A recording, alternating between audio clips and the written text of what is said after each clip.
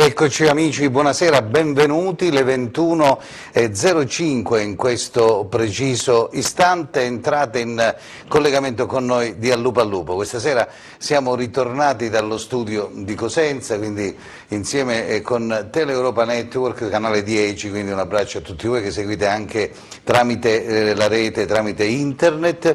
Dicevo perché eravate abituati a vederci dalla Locanda, dal Franklin, insomma in giro da tanti ristoranti itineranti. Questa sera voi sapete c'è il lockdown, quindi alle 18 si chiude, quindi è tutto chiuso e siamo rimasti, diciamo, a bocca asciutta, in modo particolare anche gli ospiti che sono qui insieme a me, sono due, naturalmente dobbiamo rispettare anche le distanze. Nello stesso tempo uno è Tommaso Napoli, che è già stato ospite insieme a noi alla Locanda, e dice: ma stasera che mi mangi? E tu: no, ma stasera non ti mangi niente, purtroppo una tazza di latte e qualche biscotto. Stasera biscotti e latte, quindi stasera per te biscotti e latte. Buonasera a tutti. Allora, buonasera a Tommaso, buonasera anche a Pino Citrigno, ex presidente del Cosenza Calcio. Pino, buonasera, benvenuto anche a te. Come stai innanzitutto, Pino?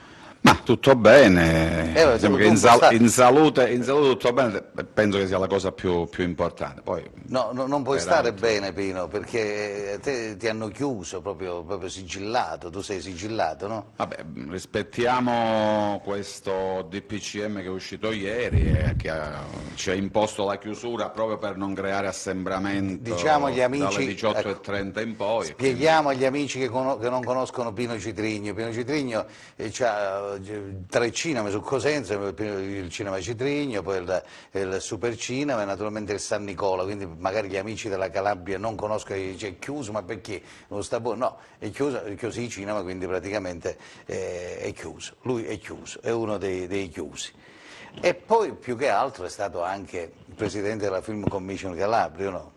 Sì. Concluso la mia avventura il 31 di luglio, dopo 4 anni splendidi e indimenticabili. Non hai lavorato bene, Pino, questo è il fatto, se tu non lavori bene poi te veramente... sto scherzando, sto scherzando, hai lavorato bene.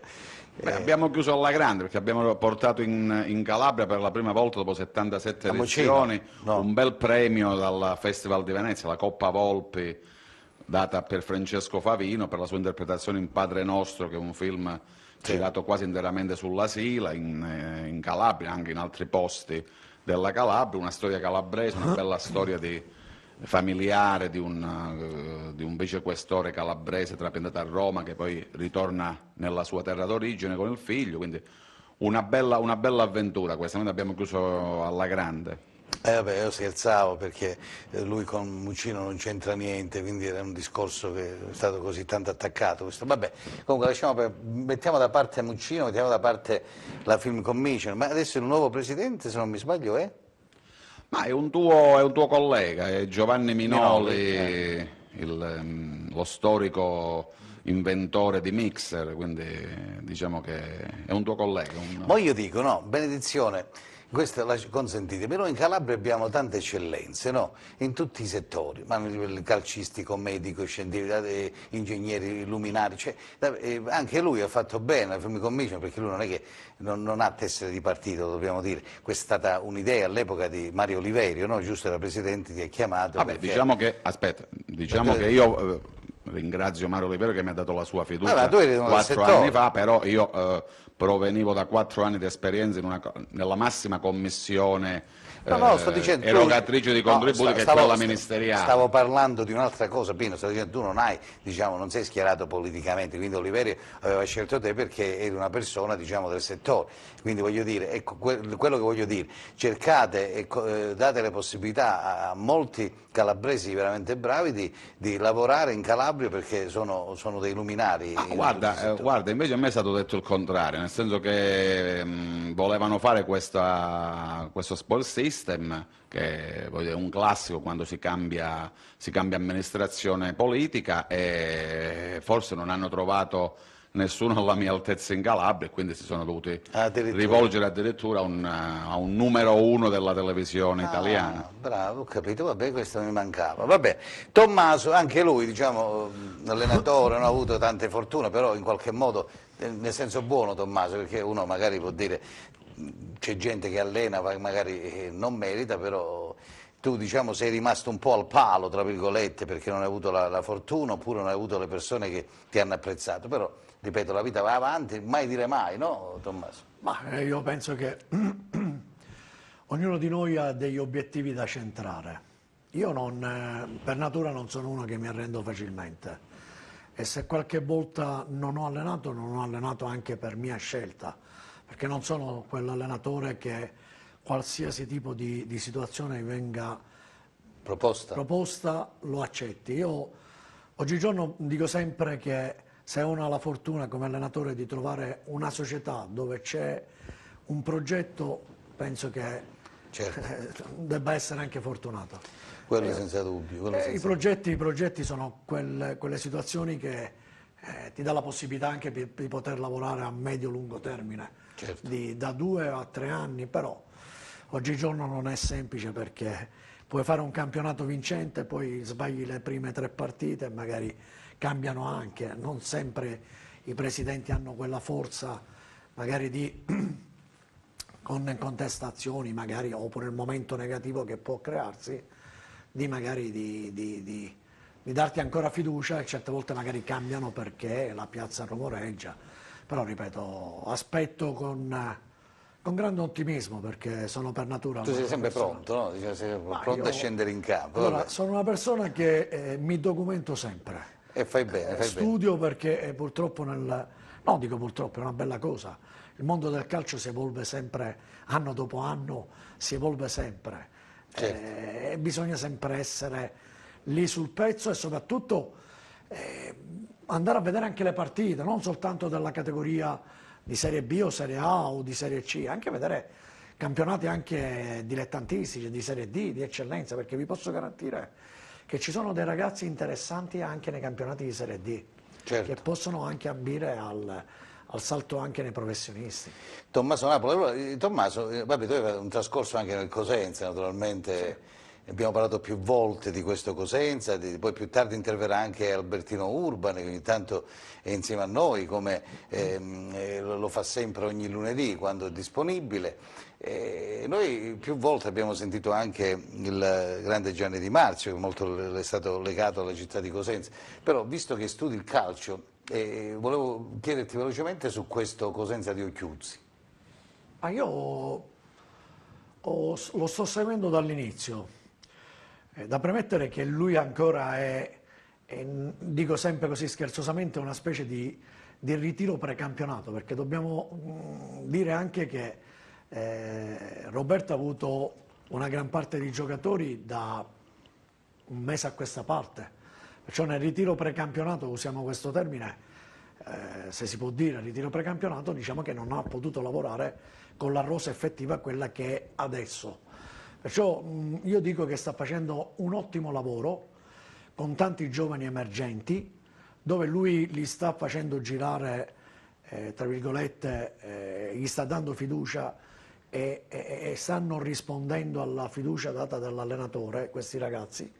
Io sono contento dell'andamento di Roberto, perché le prime 5 partite, credo che siano 5 partite, non dimentichiamoci che ha giocato con 4 squadre che sulla carta sono costruite per il salto di qualità, o almeno arrivare tra le prime o giocarsi la possibilità nei playoff. Parlo di La Spal, parlo del Cittadella che è prima in classifica, parlo della Regina di Mimo Toscano, che è una squadra competitiva per fare il salto di qualità, e parlo per ultimo del Lecce, che è un'altra squadra costruita ad andare in Serie A. Certo, sono queste 4-5.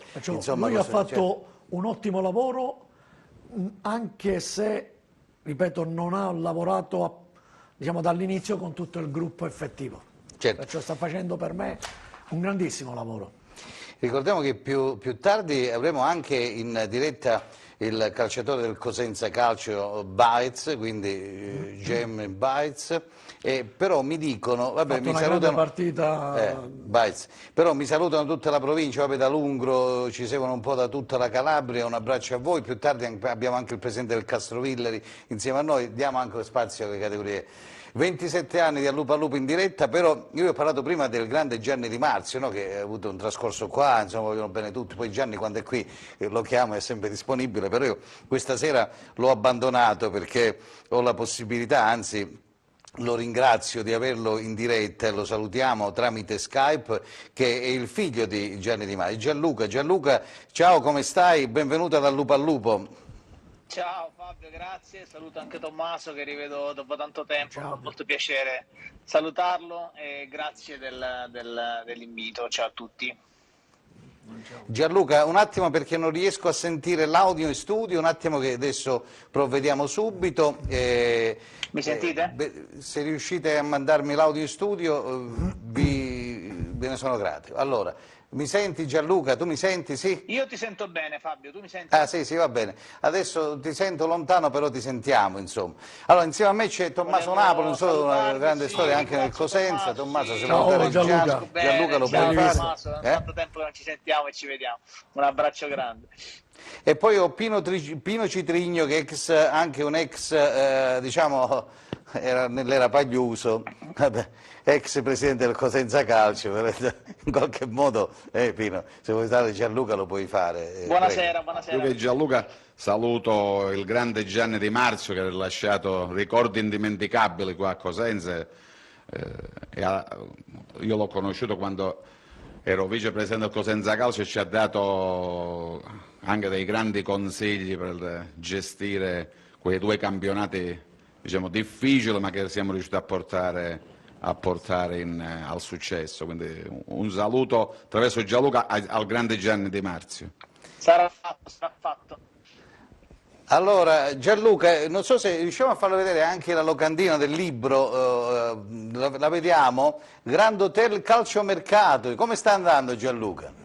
Fabio, sta andando bene, sta andando bene, sono molto contento perché non mi aspettavo che ci fosse un successo del genere, sinceramente, non solo per gli appassionati di calcio, ma per tutti quelli che lo stanno comprando, quindi sono molto felice. Io non sono uno scrittore, non voglio fare lo scrittore, però ho avuto questa opportunità di raccontare un po' di quella che è la mia vita, ma non solo, di come il calciomercato viene vissuto in Italia negli ultimi anni ed è diventato ormai un fenomeno sociologico, non solo calcistico, e quindi ho voluto raccontare un po' di segreti, un po' di aneddoti, un po' di retroscena, un po' di cose particolari, curiose, e devo dire che sta andando bene. È stato già venduto in Giappone, quindi ci sarà una versione giapponese tra qualche mese, forse una serie televisiva, quindi sta andando molto bene, sono molto contento. Allora, calciomercato, ci puoi raccontare un aneddoto, una curiosità che ti è capitata, Gianluca? Perché magari noi siamo ce ne sono tante, questa è la copertina ancora, perché non l'avessi vista, poi ovviamente sarà mia premura farlo vedere a Tommaso, perché sono molto affezionato a Tommaso, quindi Tommy, ti farò avere una copertina presto. Sono tanti gli aneddoti che hanno riguardato ovviamente il mio passato, il mio presente, da tanti giocatori importanti, da Cavani a Tevez, a Mancini, a Del Piero, a Baggio, a Lautaro Martinez. Un po' sono tante storie particolari di trattative che si sono verificate, alcune che sono saltate, altre che riguardano anche, per esempio, un cosentino, ovvero Beppe Bozzo, che è stato procuratore di Cassano. C'è una storia molto curiosa di quando Cassano stava andando al Real Madrid e Beppe Bozzo si trovava col presidente del Real Madrid, Florentino Perez, e arrivò Raffaella Carrà durante la trattativa e disse a Florentino Perez: non lo prendere Cassano, e Bozzo si mise ovviamente a ridere. Alla fine Cassano arrivò lo stesso al Real Madrid, ma alla fine aveva ragione Raffaella Carrà, forse non era il giocatore adatto per il Real Madrid. Addirittura, hai visto? Allora Tommaso, se vuoi salutare Gianluca lo puoi fare, poi un passaggio su questo Cosenza ti volevo chiedere. Assolutamente sì.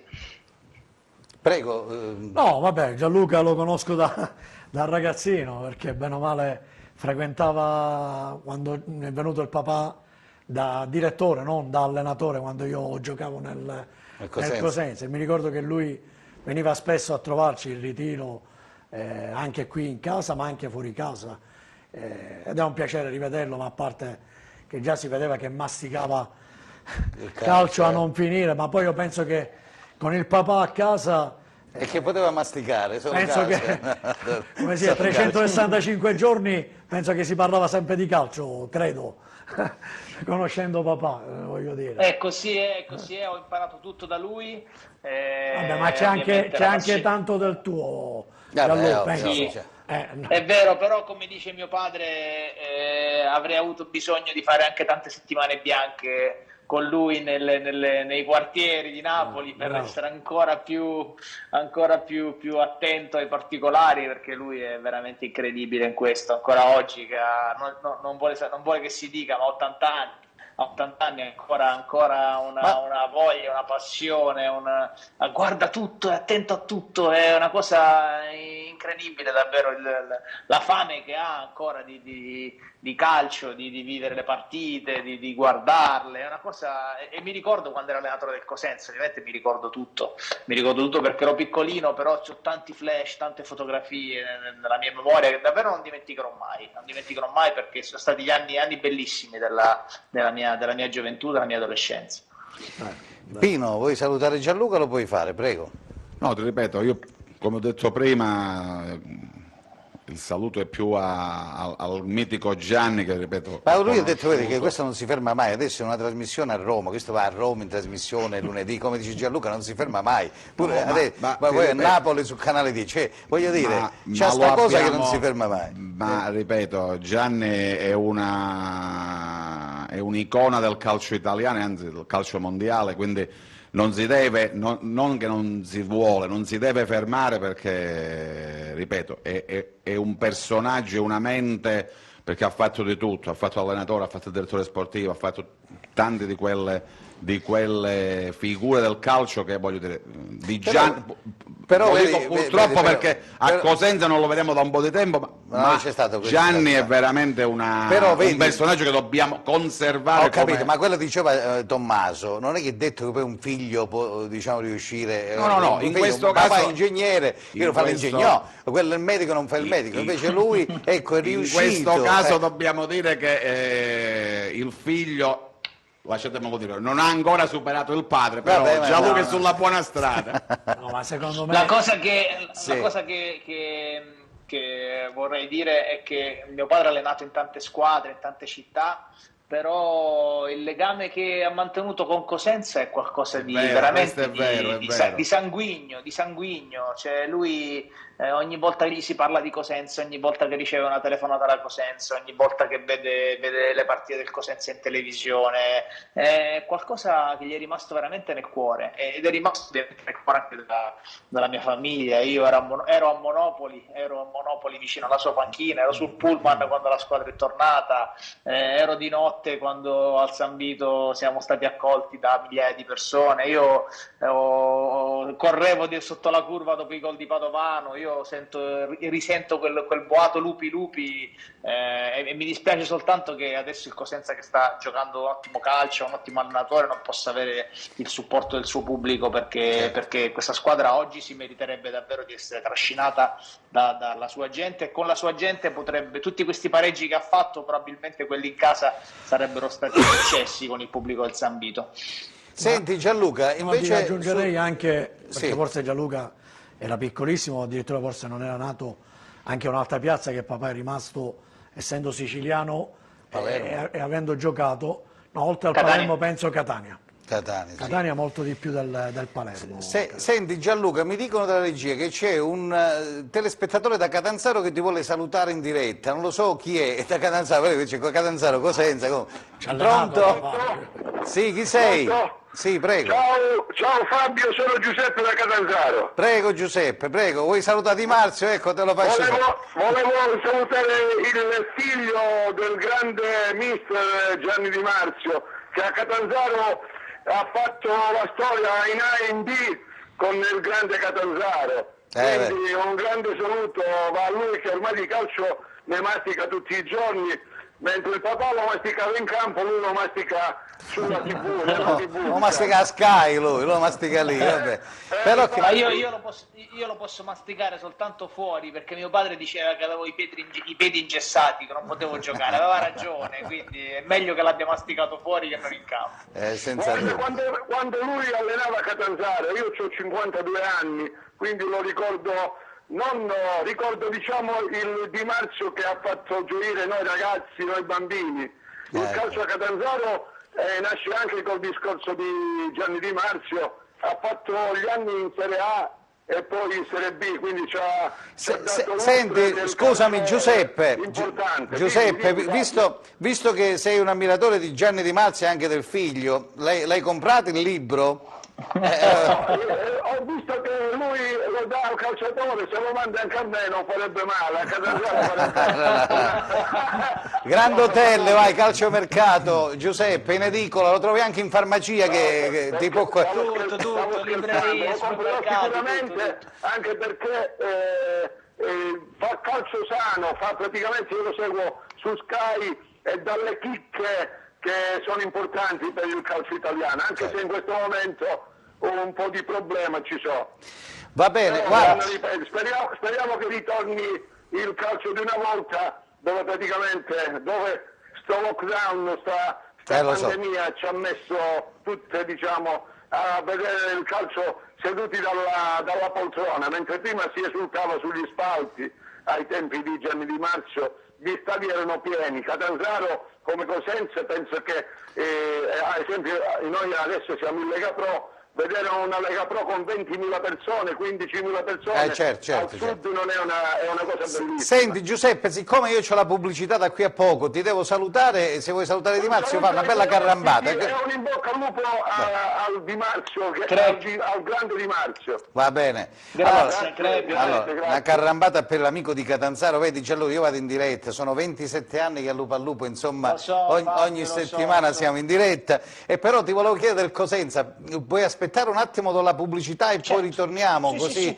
ci dici qualcosa anche su questa Serie B. Allora, la linea, la regia, ritorniamo subito dopo, sempre qui in diretta su TEN con A Lupo al Lupo, a fra poco.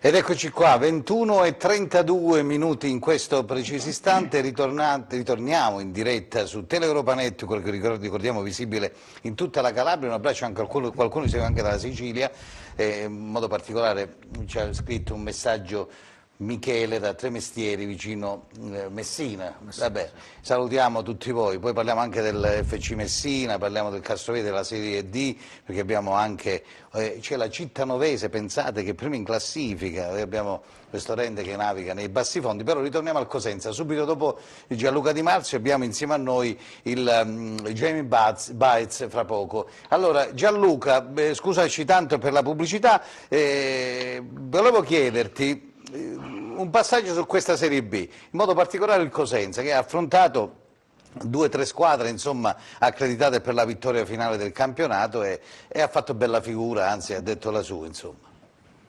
Assolutamente sì, lasciami soltanto riservare un pensiero, un abbraccio alla famiglia di Emanuele, tifoso del Cosenza che è scomparso nelle ultime ore, perché ci tengo davvero molto. Hai fatto bene, bravo. E poi per quanto riguarda il Cosenza sul campo, direi che se l'è giocata a testa alta con tutti.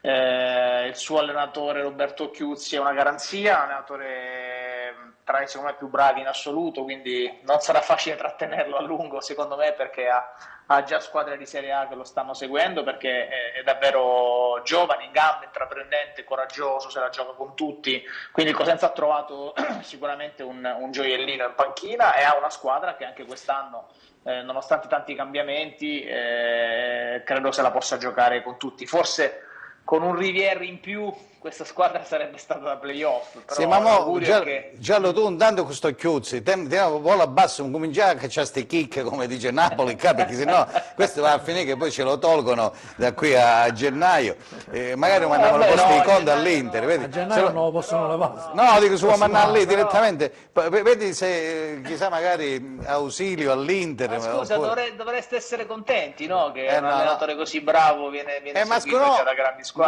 No, è qua che ti sbagli, hai detto prima visto di Rivieri, no, se noi avessimo tenuto Rivieri, Asensio, Casasola e cose, capito, era diverso il campionato quest'anno. Purtroppo noi poi ogni anno cambiamo, io per questo dico se Chiuzzi c'è è meglio un progetto lungo, di lunga durata con Chiuzzi, no? Se tu mi mandi già all'Inter, a Milan, non siamo rovinati già. No, all'Inter Milan no, però... No, hai capito?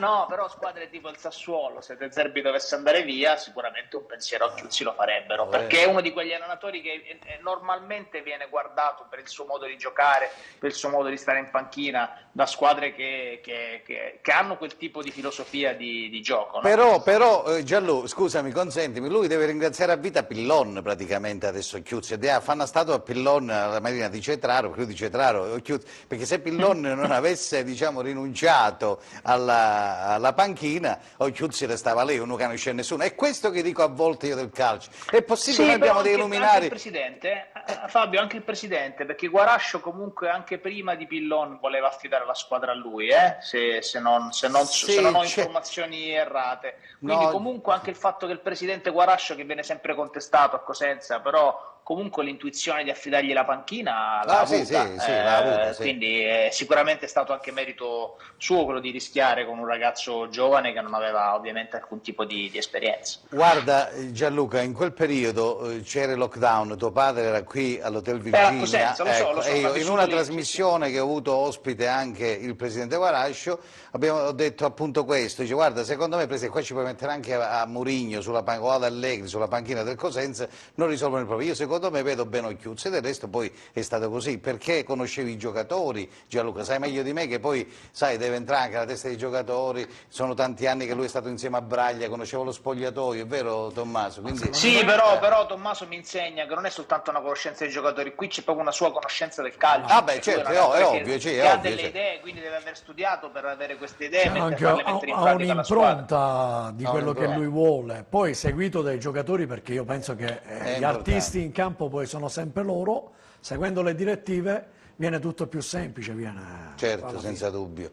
Comunque Gianluca, tu insomma lo vedi bene questo Cosenza, queste prime battute l'hai visto bene? Io penso che questa squadra così com'è, partendo dall'inizio con l'allenatore e tutto quanto, possa non soffrire fino all'ultimo come l'anno scorso, questo credo sia l'obiettivo. Poi se si troverà all'interno dell'organico quell'attaccante è in grado di fare i gol che ha fatto Rivière l'anno scorso in un campionato così equilibrato, io non escludo che il Cosenza possa anche essere un po' la mina vagante del campionato e giocarsela per posizioni diverse, ma intanto è importante salvarsi senza soffrire come l'anno scorso. Senti Gianlo, visto che siamo quasi lockdown, quasi chiusi, siamo quasi a gennaio, dicembre, c'è qualche movimento a livello di grosso, diciamo, che si sta muovendo, ce la puoi anticipare? Perché tu so che c'è la sfera di cristallo, quindi praticamente che si muove intorno all'Inter, alla Juventus, alla Roma. Ah, tu addirittura no, dice che poi, no, poi vediamo se avevi ragione o meno, dacci una chicca oppure non lo so. Fabio, è troppo presto, è finito 20 giorni fa il mercato, lo so, è troppo presto e poi devo dire la verità. Ma sai che ci sono già dei movimenti, tu so che c'hai già dei movimenti, dilla dal lupo al lupo, primo movimento, dammene uno così poi a gennaio vi dico. Io penso che anche per loro è stato un mercato anomalo, perché non si era mai verificato che fino ad ottobre, prima decada di ottobre, si lavorava sul cambio di panchino, di giocatori.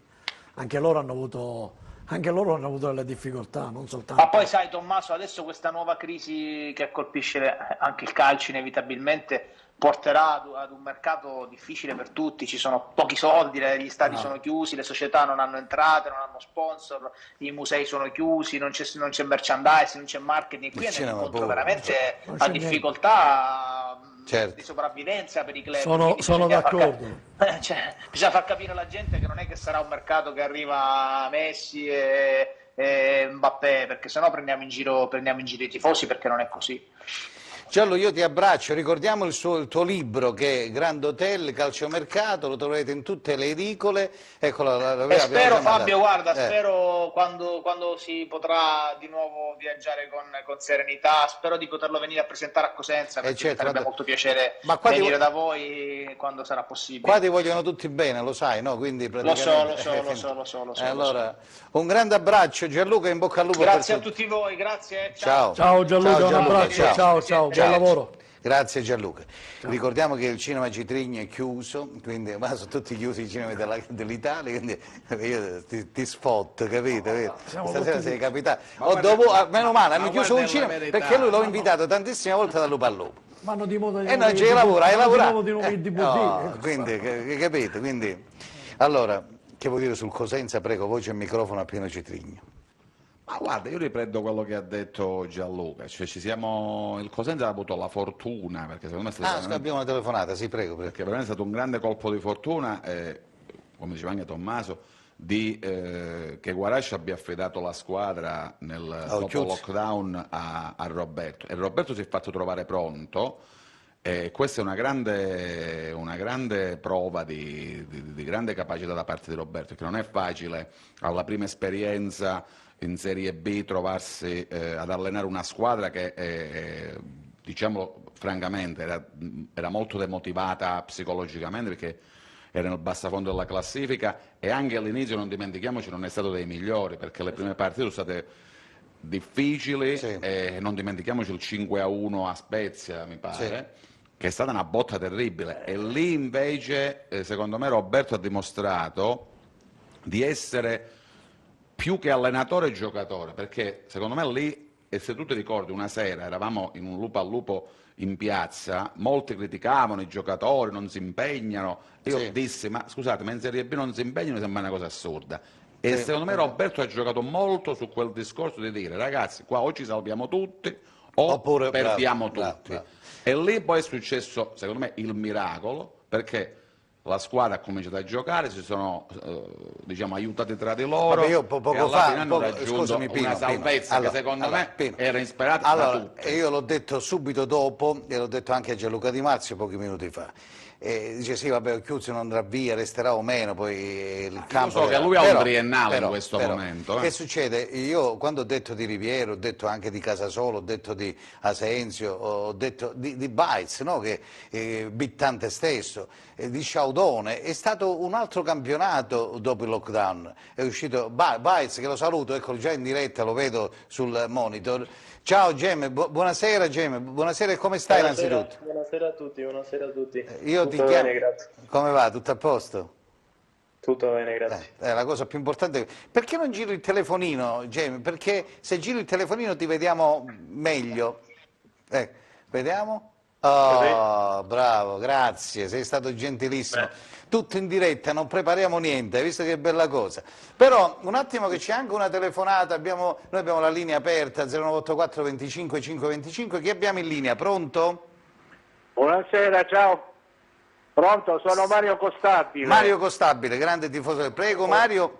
Guarda, sei fortunato, hai beccato il tifoso di Catanzaro, lì il signor di Catanzaro ha beccato Gianluca Di Marzio, tu hai beccato Baez, guarda, hai la possibilità di fare una domanda, poi hai lasciato 35 euro alla cassa per la domanda di Baez, no vabbè, questa sera è gratuita, va bene, la puoi fare, vai, prego. Con carta di credito, allora un grande saluto a Pino e a Tommaso, ai quali mi lega un affetto e dei ricordi bellissimi. Certo. Quindi per me sono indelebili. Vabbè, un altro grande saluto a Baez, con il quale siamo stati insieme in una trasmissione tua al Parco di Rende, al Parco Accatico. Sì, lo con scorso cui anno abbiamo scambiato anche pareri per il suo ruolo, la sua carriera quando arrivò alla Fiorentina e poi a così.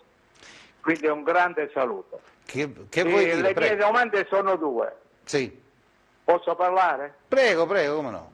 Allora, due domande. Uno a Tommaso, tecnica, e un altro a Pino. A Tommaso vorrei chiedere se è del parere che il Cosenza con questo schema tattico di affrontare la pressione troppo alta, si trova poi in difficoltà, i difensori si trovano in difficoltà con l'uno contro l'uno e ci fanno ballare la tarantella. Sì. Questa è la mia prima domanda. Poi l'altra? L'altra, Pino, se lui condivide la politica dei prezzi, adesso ormai è chiusa, ma la politica dei prezzi che ha fatto il caro nostro Presidente, sì, facendo pagare una cifra veramente esorbitante, ma dico veramente vergognosa, sì, considerato addirittura il fatto che ai lupacchiotti da €1 che pagavano tutto l'anno si ha estorto, possiamo dire anche questo, vabbè, però, tra virgolette, Mario, 20 euro per un bambino fino ai 14 anni. Poi volevo chiedere a Baez, sì, se lui è innamorato di questa città, noi gli vogliamo tanto bene, ma ogni tanto mi fa arrabbiare. Va bene, adesso ti risponde anche lui. Grazie Mario. Saluto, che Baez, ciao. adesso le risposte. Allora, iniziamo con Baez. Sei innamorato di Cosenza? Ma penso di sì, ti trovi bene, ormai stai bene a Cosenza, James? Sì, senza dubbio, mi trovo molto, ti trovi molto bene, molto. Ti trovi bene? Già da 3 anni che sto qua e veramente mi sento come a casa. Ti senti come a casa? Guarda che c'è anche un tuo connazionale qui che con il calcio a 5 pirossigeno, io l'ho intervistato e qui gioca in Serie A2 e anche lui, vabbè, ha sentito parlare di te, però ripeto, li salutiamo gli amici del calcio a 5 pirossigeno della città di Cosenza. Gem, dove potete arrivare? Cosa vuoi dire di questo inizio di campionato? Hai sentito anche il tifoso, insomma, forse qualcuno dice che devi giocare più avanti, tu stai partendo troppo dietro, che vogliamo dire su questo? No, io veramente vado in campo e seguo gli ordini del mister, sicuramente. Sicuramente ho pure la libertà, lui mi dà la libertà di giocare quando ho la palla a decidere dentro il campo quello che mi viene in mente, però sempre disposto a dare una mano alla squadra, sicuramente il mister da fuori vede che cosa è meglio per me e per la squadra e io sono pronto a darlo. E ho visto che recuperi sempre, vai su e giù, insomma. Comunque una cosa te la devo dire, perché quando poi partecipa dal Lupo al Lupo con qualche gol poi lo fai, quindi ti portiamo anche bene. Tommaso, che vuoi dire a Gem? No, è un giocatore che stimo tantissimo, bravo tecnicamente, bravo tatticamente, ha molta inventiva, sa giocare quando si entra in possesso palla, come ha detto lui, va dentro spesso e volentieri all'interno del campo per creare superiorità numerica, anche già con lo smarcamento, prima ancora del dribbling vero e proprio. È un giocatore che piace tantissimo, onestamente, e ogni allenatore vorrebbe allenare, onestamente. Veramente. Però Baez, io lo devo dire, dopo il lockdown siete usciti alla grande, no? Tu, Casasola, Sciaudone, Riviere, è vero, questo Bittante stesso che ha fatto le partite eccezionali. Sì. Ci ha fatto bene, diciamo, ti ha fatto bene tu. Poi siamo ripresi alla grande. Guarda, c'è Pino Citrigno che lui c'ha 5-6 cinema qui a Cosenza e ha detto che c'ha la tessera tua, quando aprono verso il 2022, poi se sei a Cosenza puoi andare a Cipro, la ritiro io la tua tessera e poi tutta la famiglia. Ma lui non è sposato, quindi voglio dire, Pino, che vuoi dire a Baez? Guarda, io l'ho visto già l'anno scorso ed era già un piccolo gioiellino della nostra squadra. Io invece di fargli una domanda vorrei una speranza, cioè che intorno a ragazzi come lui e come qualcun altro si possa cominciare a costruire una squadra per già quest'anno, diciamo, come diceva anche Gianluca, può essere la mina vagante, però la mia speranza è che intorno a questi gioiellini, invece di farli andare via, di cominciare a programmare invece una squadra per tentare poi veramente l'assalto alla promozione l'anno prossimo.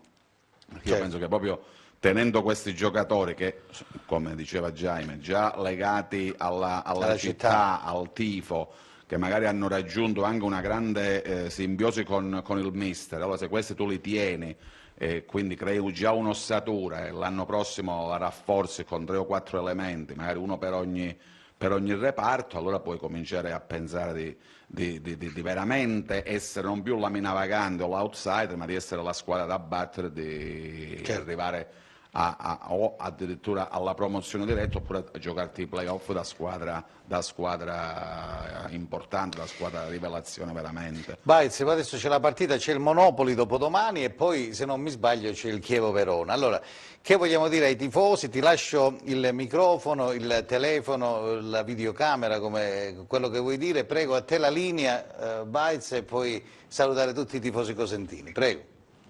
No, saluto senza dubbio tutti i tifosi che ci appoggiano, che ci seguono sempre.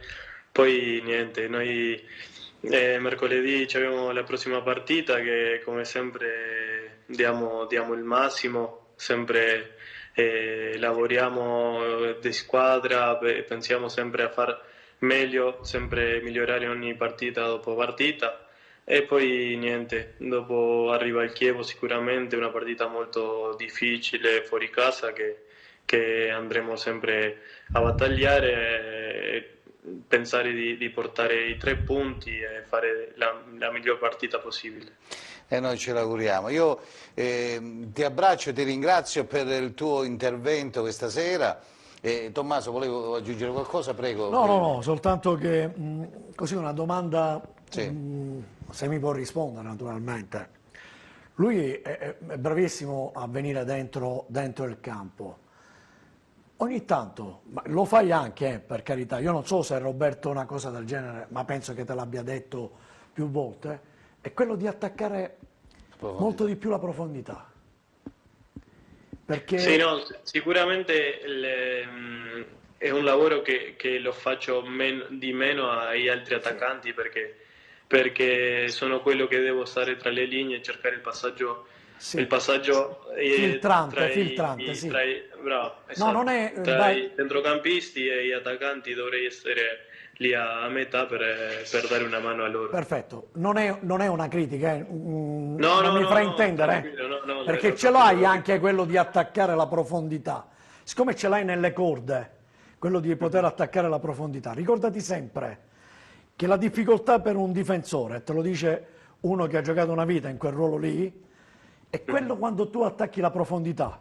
Per il difensore diventa un po' più difficile controllarti se non ha una buona lettura e ti ritrovi davanti la porta. Siccome voi giocate, adesso c'è Ghiozzi che è un apripista pure per te e per Carretta quando giocate un po' sugli esterni, diciamo, però ho visto lui è un apripista, perciò si crea uno spazio dietro le spalle dei difensori.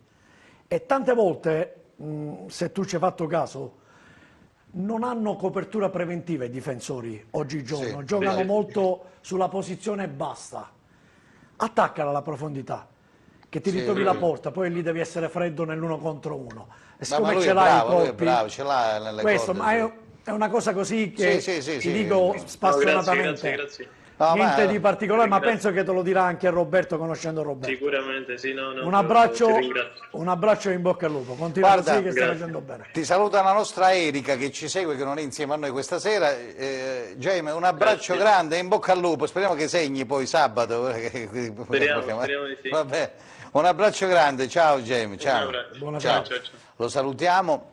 Ma io, perdonami, volevo rispondere... Allora, salutiamo a Erika perché è a casa, non è insieme a noi questa sera. La salutiamo Erika, allora poi speriamo bene subito dopo. Volevo rispondere a Costabile. Costabile, sì, infatti stavo dicendo. Chiamato, mi sembra anche... Sì, infatti ce l'ho qua, ho segnato. Ricambio i saluti, che conosco la persona.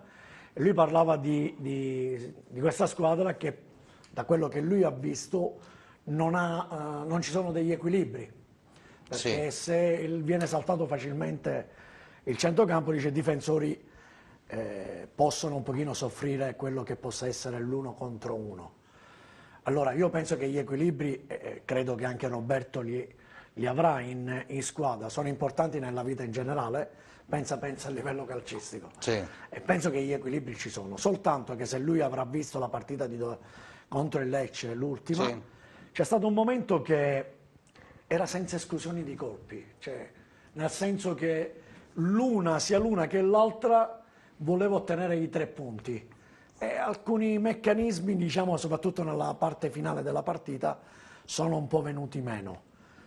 È normale che il centrocampo deve essere importante con qualsiasi modulo di gioco tu giochi, che il centrocampo è importante per tenere il filtro fra la difesa e deve essere propositivo anche per gli attaccanti. Allora vi ricordo che siamo in diretta. Io penso che si sia visto soltanto nella parte finale un po' di questo attacco attacca l'altra squadra senza esclusione di tocco. Allora sta giocando in Serie C, ricordiamo a Bari 1, Catania 1, mentre c'è la rete del Milan 2, Roma 1.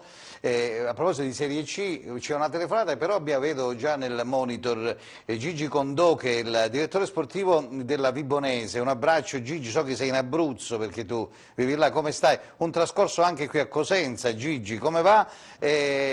Complimenti a questa Vibonese, insomma, siete partiti bene quest'anno.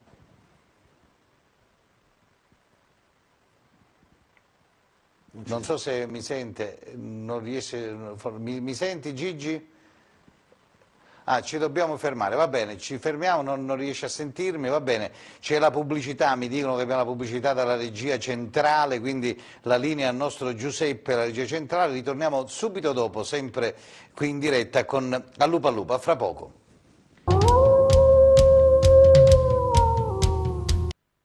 Ritornati, mancano un minuto alle 22, ritorniamo in diretta con Allupa, l'appuntamento del lunedì sera.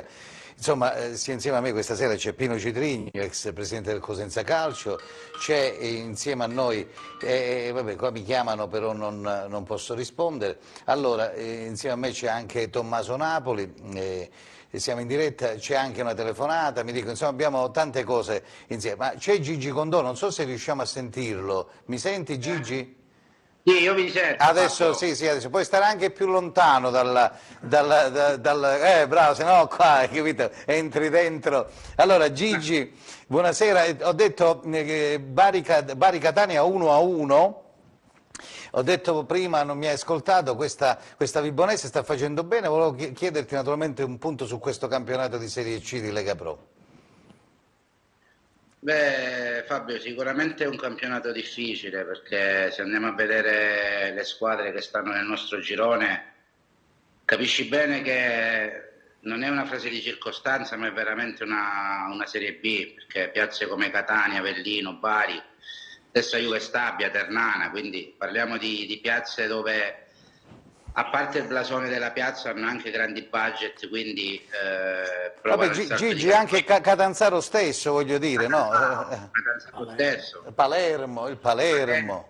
Cioè, ne dimentico alcune perché sono talmente tante che faccio fatica anche a ricordarle. Certo. Quindi è un campionato molto molto difficile, con secondo me grandi valori. Se andiamo a vedere le rose di queste società, sono società che hanno giocatori veramente che hanno contratti da Serie B, addirittura società che pagano i parametri per prendere dei giocatori in Lega Pro, quindi già da questo ci rendiamo conto della difficoltà del campionato.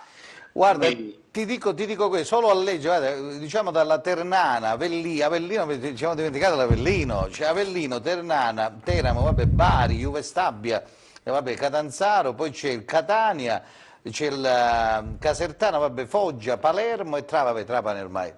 Però voglio dire, io devo fare i complimenti anche al presidente Caffo, che da più anni, insomma, con grande insistenza investe in questa attività, per l'attività, insomma.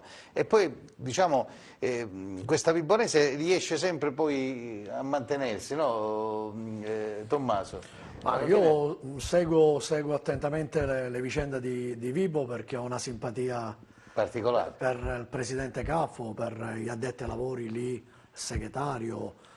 Ora c'è anche Gigi che da poco è entrato a far parte. Gigi ha avuto anche un trascorso a Cosenza, no? Sì, praticamente... sì. E poi dell'amico Galfano, che conosco abbastanza bene, tutti un po' storcevano il muso dell'arrivo di un allenatore che veniva dall'eccellenza, senza dimenticare che che Galfano ha allenato negli anni scorsi anche la Vibonese in Serie C, e non è che è l'ultimo arrivato. Certo. Siccome si fa sempre, si gioca sporco, sentendo quando un allenatore arriva dalle categorie inferiori è come se non è all'altezza della situazione. Invece non è perché noi critichiamo sempre prima ancora di vedere all'opera se una persona... Io vi posso garantire che più si sale di categoria e secondo me si lavora anche meglio, perché hai uno staff, hai dei giocatori, si pensa molto più di qualità, anche tecnicamente, tatticamente, certo. Voglio dire. Perciò io faccio un plauso particolare al Presidente Caffo, a tutto l'entourage della Vibonese, perché per me la sorpresa, l'ho detto anche in un'altra trasmissione, è la sorpresa di questo inizio di campionato. E mi auguro che tenga fino alla fine, perché ce l'auguriamo tutti quanti, ed era stato criticato, pensa, da tanti addetti ai lavori, e soprattutto dallo stesso ambiente, credo, perché era andato via a Beccheria, se non ricordo male. Lì, Luigi, dimmi se sto sbagliando. È come se il presidente non era capace di poter fare calcio. No, vabbè, del resto è così. Gigi, che vogliamo dire a Tommaso? Ha ragione su questo punto di vista, no? È così, poi gli allenatori un po' navigati, diceva arriva quello dalla Serie D o dall'eccellenza, non è buono. Del resto Chiuzzi è arrivato dai ragazzi, insomma, no? Dopo tanti anni di sacrifici dietro Braglia, adesso Chiuzzi, come ha detto Di Marzio, praticamente è quasi cercato da club. Anche Pirlo è arrivato dall'Under. Gigi, che vogliamo dire? Prego.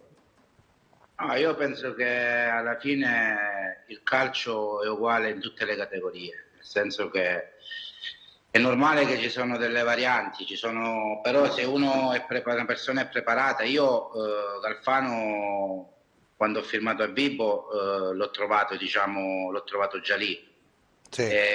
È stata un'ottima conoscenza, perché oltre ad essere un ottimo professionista, è una persona per bene, è una persona su cui ci si può parlare, è una persona che ascolta, quindi poi riguardo al presidente Caffo, credo che tutti vorrebbero avere un presidente come lui. Non lo dico perché è il mio presidente, ma lo dico perché io sto da qualche anno nel calcio e veramente lavorare con lui è un piacere, perché ti dà libertà di lavorare, ti fa lavorare bene, e poi la sua credibilità e la sua serietà che fa tutto il resto. Senti Gigi, secondo te poi alla fine chi la spunterà di queste squadre? Adesso siamo ancora un po' presto, però secondo te tra Bari, poi queste, Ternana, Avellino, chi sarà poi la vincitrice del girone?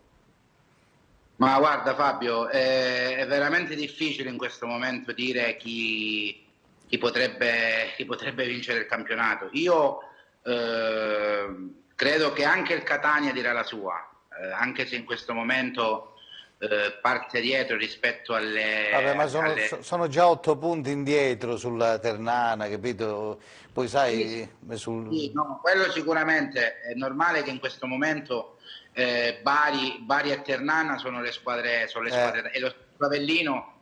E l'Avellino è lì pure l'Avellino, sì. Un allenatore navigato. Certo, però ripeto, non è facile perché poi avere 10 punti, poi i playoff ne parliamo proprio Gigi, quindi voglio dire diventa veramente un terno all'otto i playoff. Comunque, speriamo bene. Se vuoi salutare gli amici della Vibonese, vuoi dire qualcosa? Prego, ti lascio il microfono, nel frattempo ti facciamo una lupa al lupo naturalmente per questa Vibonese. Crepi il lupo. No, io semplicemente non posso nemmeno fare nessun invito, perché ormai già dalla prossima partita sarà di nuovo a porte chiuse, quindi questa pandemia veramente ci sta distruggendo sotto tutti i punti di vista. Però... Non lo dire a Citrigno, che è qua vicino a me. Lui c'è i cinema chiusi, quindi praticamente è messo proprio KO. Siamo nella stessa barca, siamo nella stessa barca. No, ci tengo a salutare Tommaso Napoli, gli faccio un in bocca al lupo e lo saluto affettuosamente, il Citrigno, e saluto tutti i tifosi del Cosenza, perché ho passato un anno fantastico e gli auguro le migliori soddisfazioni, perché per me è stato un anno significativo sotto l'aspetto professionale, quindi Grazie. Un grande abbraccio, gli auguri un po'. Io ricambio i saluti, Gigi, e buon lavoro. Grazie Gigi. Salutami Angelo, è il presidente. Allora. Grazie, in Ciao, bocca al lupo anche a te, Tommaso. Grazie Gigi. Ciao a Gigi Contò, un abbraccio anche a lui in Abruzzo, quindi il trasportivo della Vibonese. C'è una telefonata, sentiamo una telefonata, almeno che poi è andato via, sicuramente quella è chiuso perché è rimasto in linea 2-3 ore. Comunque il numero ve lo do, 0984 25 525 se volete partecipare. Prego Pino. Io ogni tanto ti becco Dimmi. chiusura perché insomma speriamo che cambiano qualcosa. Ma è l'unico che è contento che hanno chiuso Io penso che fino al 24 novembre il DPCM non sarà cambiato, perché voglio dire, con l'andamento dei contagi non penso che il governo possa tornare sui suoi passi, quindi dobbiamo tenerci queste restrizioni, quindi dobbiamo cominciare a capire che cinema, teatri e soprattutto gli stadi resteranno a porte chiuse, quindi non penso che ci sia una recrudescenza in positivo su queste cose. Dovevi prendere tutti i film che duravano un'ora e un quarto, perché se dovevi chiudere... No, a noi ci hanno proprio chiuso proprio direttamente. Non abbiamo avuto nemmeno... Apriva alle 4 No, Tommy, non abbiamo avuto nemmeno la possibilità come i ristoranti di restare fino alle 18, ma per noi sarebbe stato... È un modo per sdrammatizzare, perché No, so che l'arrabbiatura che puoi avere in questo momento. Magari. No, ma guarda, ma è il tuo lavoro, oltretutto. L'arrabbiatura è relativa, perché in questo momento cioè quello che ci fa andare avanti è che speriamo che questo mese sia l'ultimo mese di sacrificio, perché poi ci avviciniamo al periodo natalizio e quindi tutti i settori, quindi non solo il cinema, non solo lo spettacolo, non solo il calcio, un po' l'economia, ma anche il food, anche l'abbigliamento, le scarpe, tutto il commercio. Certo. È nel momento in cui deve recuperare le perdite che ha maturato. Quindi... Però vedi che bella cosa, stasera bar, Cosenza, dappertutto ho fatto un giro, stanno tutti chiudendo, quindi stasera tutti a casa, è iniziato il lockdown, tutti quanti alla televisione, vabbè. C'è una telefonata, poi abbiamo il presidente del Castrovillari, da qui a poco Alessandro Di Diego. Pronto? Pronto, buonasera. Buonasera, prego. Chi Sono sei? Franco Chiarello, buonasera. Buonasera Franco, benvenuto in diretta. A te il microfono, anzi il telefono. Io volevo salutare l'ex presidente del Cosenza Gitrigno. Grazie. E Tommaso Napoli. Salve, grazie, buonasera. Non so se Tommaso Napoli si ricorda di me, quel vecchio ragazzo che gridava sulla tribuna, che ti faceva la testa così. Ah sì, che mi incitava sempre a non mollare, se non ricordo male. No, quando ci siamo visti la partita vicino sulla tribuna. Allora io da spettatore, perdono. Da spettatore. Sì, da spettatore. Sì, ho capito, sì. Mi hai detto stai un po' zitto e vediamoci la partita. No, non mi permetterei mai, ti ho soltanto detto sii un po' più tranquillo. Perché eri un po' fuori giri, perché pensavi che la squadra non stava andando bene, e io ti sto dicendo guarda che è tutta una questione di studio e piano piano verrà fuori la squadra. Era un po' un tranquillizzarti, perché io la vedevo più da addetto ai lavori, mentre tu la vivevi più da tifoso. Sì, mi ricordo perfettamente. Faccio parte del club Accaniti. Sono i ragazzi, diversamente del club Accaniti. Sì, lo allora, siamo i ragazzi diversamente abili. Io volevo ringraziare pure il ex presidente Gitrigno, ricordare i bei tempi, due promozioni di seguito. Ma in futuro arriveranno nuovamente. Arriverà Citrigno sicuramente. Che quest'anno veramente il Cosenza riesca a fare qualcosa di più e che questi colori ci portino veramente in Serie A, perché ci porti veramente il Cosenza in Serie A, perché che ci manchiamo, non l'abbiamo mai raggiunta, ci manchiamo da... Senti Franco, ti volevo chiedere, la squadra ti è piaciuta per queste prime battute? Cosa vuoi dire? Mi è piaciuta e se posso dire, anche se siamo alle prime battute, volevo dire che se io sono un po' avanti, se a gennaio compriamo un centravanti di 20 gol, forse possiamo fare i playoff. perché fino adesso ce la siamo giocati con tutti. Va bene Franco, un abbraccio grande. Ciao a tutti, scusate. No, figurati. Arrivederci. La cosa bella di questa trasmissione non prepariamo niente, vedi Pino? Ma Pino mi diceva, ma tu non tieni una scaletta, non devi cosa. Vabbè, ma io che scaletta devo fare? Tu mi devi l'hai tolto di bocca, che non hai nemmeno la scaletta, quindi veramente perché lui prima di andare in onda dice, ma tu una scaletta andai, ma che scaletta ti fai? Io c'ho tutto in testa, ma per esempio so che c'è Alessandro Di Diego, presidente, e le telefonate in diretta, uno chiama, ma la televisione è questa, capite? Non ti preoccupare che ti manderemo uno più esperto a insegnarti come si fa la televisione. Mannaggia a te, mannaggia. Allora Alessandro, buonasera e benvenuto. Ai piedi del Pollino ci sono i lupi, diciamo, di Castrovillari. Ci spostiamo a Castrovillari e lo saluto. Ciao Alessandro, come stai innanzitutto? Buonasera Fabio, buonasera a tutti. Come va? Tutto bene? Guarda, ma diciamo bene. Dai, comunque sei lì in classifica, sei settimo a 8 punti, insomma, vabbè. E guarda, c'è questa Cittanovese che sta facendo bene, c'è il San Luca che sta facendo bene. Cittanovese, non dimentichiamoci che ha una bella squadra, un bravo allenatore che conosco abbastanza bene, ma se guardiamo davanti a un trio d'attacco, Silenzi, Crucitti e lo stesso Viola che è arrivato da qualche settimana, Viola della Regina, se voi vi ricordate. Sì. Che fanno la differenza in questa categoria. Senti, tu Alessandro avete vinto contro il Rende, ricordiamo un pensiero anche a questo Rende, insomma, un in bocca al lupo alla squadra di Coscarella, speriamo bene, squadra di Caruso, insomma, che Alessandro, tu insisti con questo Castrovillari, che difficoltà state avendo ora in questo momento, ricordiamo anche con questi protocolli e tutto quanto del Covid, in queste categorie? Io penso, stiamo vivendo un po' una situazione molto difficile e particolare, ma penso che questa situazione la stanno vivendo tutte le società, purtroppo le società semiprofessionistiche, quindi diciamo dalla D in poi, cioè, insomma, ora ci chiudono anche l'affluenza del pubblico, quindi lo stadio. Sarà davvero, secondo me, una situazione molto difficile, Fabio. Come fate ad andare avanti? Come fate ad andare avanti? Cioè, ecco, perché voi diciamo contributi non avete, anche la Lega Pro non ha contributi se non mi sbaglio, poi i contributi sono solo in Serie B e addirittura anche loro chiedono ancora aiuti maggiori, la Serie B, la Serie A, non so, avete sentito Balata che cerca, dice, voglio pure noi, Citrigna, vabbè che si Lucina ma è chiuso, quindi c'ha 10. Quanti dipendenti hai tu, Pino? 9, io ho detto 10, insomma. Però voglio dire, è una situazione difficile, Alessandro, o no?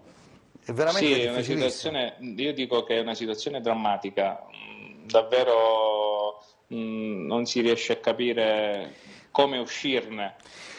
Quest'anno sarà, innanzitutto il campionato è falsato, perché se voi vedete noi siamo stati fermi 15 giorni, poi siamo per via di una squadra con cui abbiamo giocato, quindi per forza di cose abbiamo dovuto fare i tamponi, siamo stati 15 giorni a casa, quindi senza allenamento, senza nulla, ritorniamo in campo, ma certo. a giro la situazione sarà questa. Secondo me quest'anno purtroppo riprendere i campionati è stato un po' un azzardo, lo capisco perché si dovevano fare per tante motivazioni, ma... Quindi tu eri per lo stop dei campionati praticamente, se era per te, insomma, potevano anche fermarsi o no? Sì, un attimo adesso. Ma vi faccio riflettere soltanto ad una cosa, al di là dello sport, quindi del campionato, qua si parla di salute pubblica.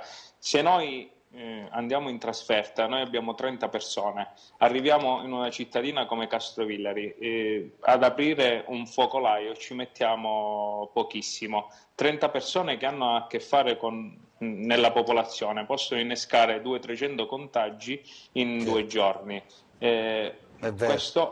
Questo è una situazione molto critica, è una situazione difficile, è una situazione che purtroppo oggi ne dobbiamo tener conto. Guarda, lo so perché è successo questo sabato scorso, se non mi sbaglio, doveva giocare qui il Napoli di A2, stiamo parlando della squadra calcio a 5, e avevano 2 o 3 positive e non sono venuti. Ci voglio dire, il problema c'è, è vero Tommaso? Che volevi dire tu ad Alessandro? Il Presidente ha detto benissimo, perché ho seguito un po', seguo le vicende anche del campionato di Serie D. Ha detto bene, è stato fermo 15 giorni, Poi forse mi sembra che avete avuto 2 giorni prima della partita di allenamento e poi siete andati in campo, se non ricordo male. Sì. Esatto, però io dal mio punto di vista ci sono dei protocolli. È soltanto che questi ragazzi che vengono attenzionati dalla società facendo grossi sacrifici, quando escono poi dal campo sono liberi di spaziare a 360 gradi. Certo. Perciò è un po' come dice, noi siamo attenti in tutto e per tutto. E poi Ma poi appena escono sono dei cavalli ma infatti, quello che indomabili. Perciò dal mio punto di vista io penso che un minimo di sacrificio anche da parte di questi ragazzi, perché se poi c'è gente che è sposata, se comincia ad attenzionare magari ad avere, tra virgolette, delle frequentazioni con persone che tu non conosci, metti pure a rischio le famiglie. Volevo fare una domanda invece. Però Tommaso, il discorso è quello che ha detto il Presidente, cioè tu, mentre la Serie A e Serie B le squadre vengono conservate in questa famosa bolla, già in C hai problemi, immaginate, poi loro non hanno contributi. I problemi, se mi permettete, non so se il Presidente mi risponde, sono più in questo momento A e B che la Serie C e la Serie D. Però è diverso, là muovi un'economia che a livello... Ma lì siamo ad alti livelli, perché ad esempio prendi il Palermo, dell'amico mio Boscaglia, allenatore, ma lì c'è non una squadra, di più, c'è sia lo staff, sono circa 9 i primi casi, poi altri 5, c'è tutta una squadra che è falcidiata da questo. Presidente, le faccio una domanda, se è possibile. Certo. Ho letto poche ore fa, prima di venire in trasmissione, che il Presidente della Lega vi ha fatto una proposta se vi volevate fermare. È vero una cosa del genere, sì o no? E se è stato fatto questa proposta, cioè di rimanere un mese fermo, un po' come l'eccellenza, la promozione... Non serve a niente, subito. Non serve assolutamente a nulla. Una volta Sono che il campionato riparte, sono d'accordo con una volta che il campionato riparte, quindi stoppare un mese a che pro? Secondo me stopperanno sicuramente da qui a un paio di settimane, perché la curva dei contagi salirà. No, ma allora, al di là della prima squadra, vi volevo di nuovo, sempre ritornando su questa situazione, vi volevo ricordare che ognuno di noi ha anche la juniores, quindi sono altri 25 ragazzini che più o meno fanno le stesse cose. Certo. Quindi la pericolosità, noi non siamo attrezzati come le squadre di A e di B che hanno diciamo, le foresterie, hanno tutto lo staff medico, paramedico, di tutto e di più. Giusto.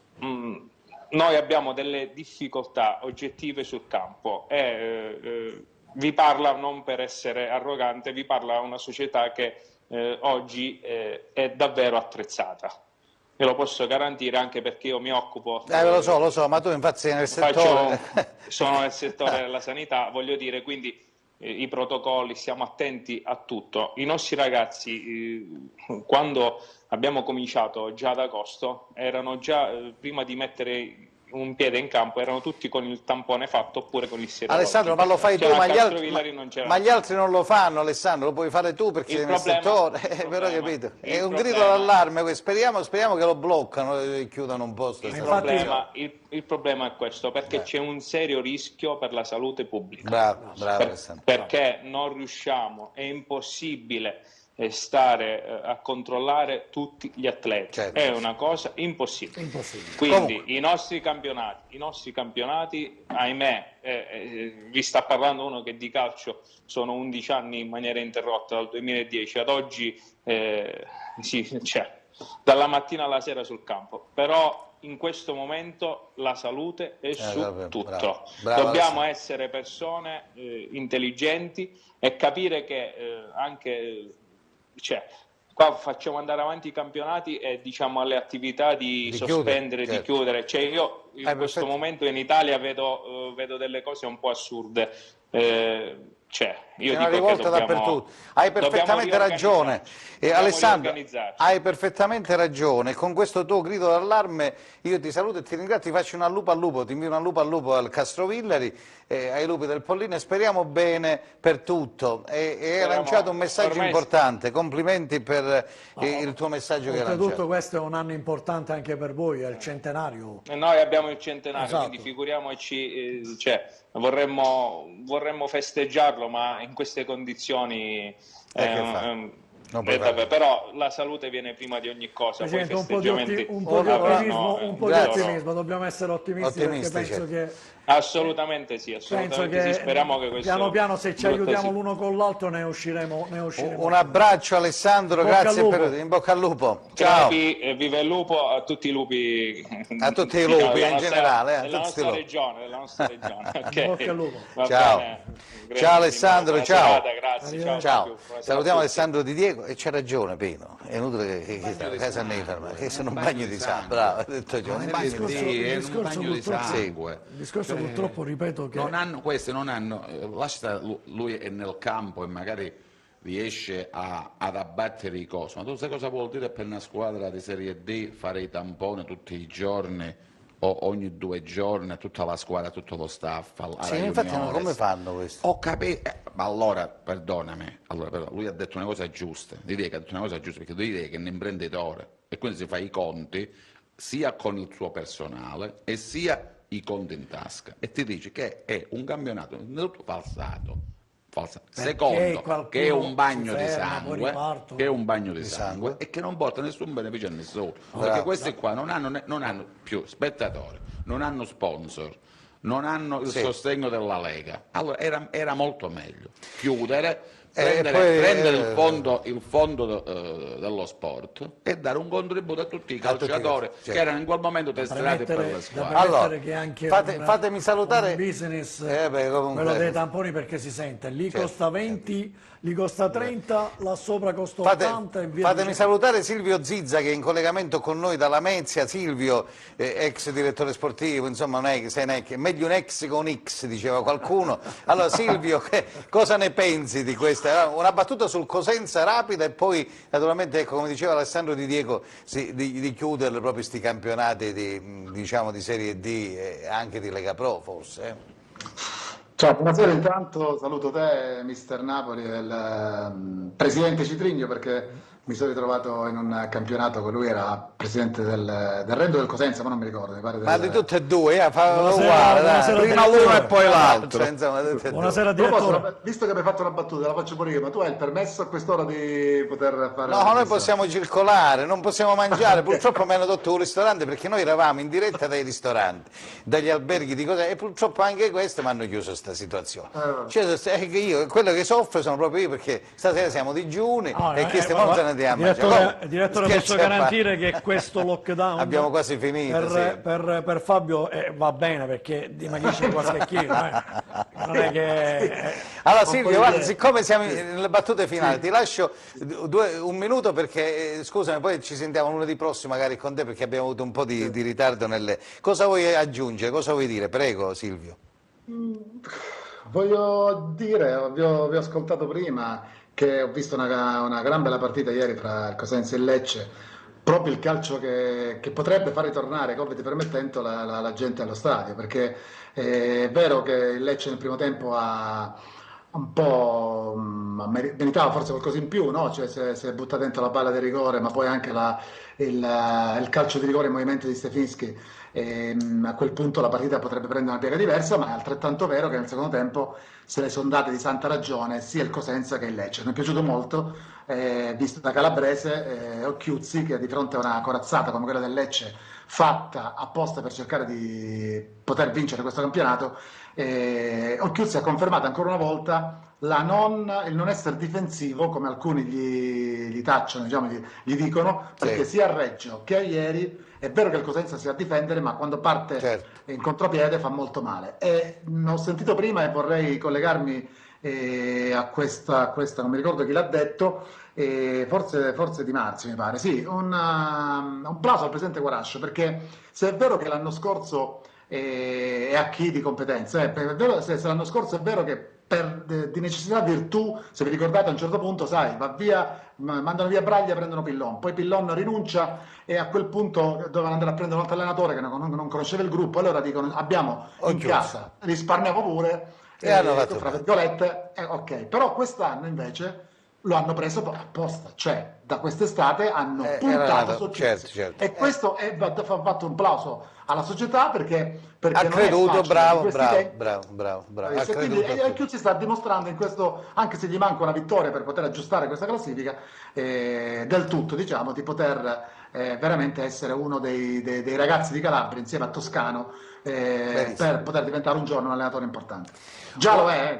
Lo so. Silvio, ci sentiamo lunedì prossimo, va bene? Ti prometto ti chiamo un po' prima così parliamo un po' di più. Se no mi addormento. No, vabbè. Un abbraccio grande Silvio, grazie. Ti salutano Tommaso. Ciao Silvio. Pino, ciao direttore. Tommaso, Giuseppe, ci manca Giacomo, chi ci manca più? Vabbè. Grazie. Ciao Silvio. Allora, ragazzi, vi abbraccio, vi ringrazio, grazie a Pino Citrigno. Pino, se vuoi salutare qualcosa, siamo in chiusura per proprio una battuta finale, giusto per salutare gli amici. Allora, la battuta veramente un abbraccio forte e un in bocca al lupo a Roberto, e non dimentichiamoci Dinamite Moschella, che è il suo secondo, che è un altro... tutto lo staff. Sì, vabbè, tutto lo staff. E sottolineo che è uno staff tutto cosentino, che sta dando grande soddisfazione. Quindi un abbraccio a loro e un in bocca al lupo a loro. Tommaso, proprio un saluto, a chi vuoi salutare? A tutti. Salutiamo a tutti. Allora, facciamo un po' alla Barbara D'Urso, salutiamo a solita. Quello lo dicevano, a Napoli lo dicono. Vabbè, vi abbraccio tutti, al lupo ritorna lunedì prossimo. Ci hanno chiuso i ristoranti, speriamo che rivedano questo decreto, su DPCM, rivedete, perché non è possibile, il ristorante alle 18 non si possono chiudere, una sera esce, perché la maggior parte sono tutti smart working, quindi questi dipendenti sono tutti da casa, che escono la sera, il giorno non vanno al ristorante. Però scusa, chiudete questa parte, che un ristorante che chiudere sì. Però scusa, lunedì prossimo puoi fare il take away, perché te lo portano. Vabbè, una felice notte, c'è il TG10, vi abbraccio, vi saluto, al lupo ritorna lunedì prossimo da Tommaso Napoli, Pino Citrigni e Fabio D'Ippolito, la linea allo studio. Ciao alla regia centrale, una felice sera. Ciao. Arrivederci.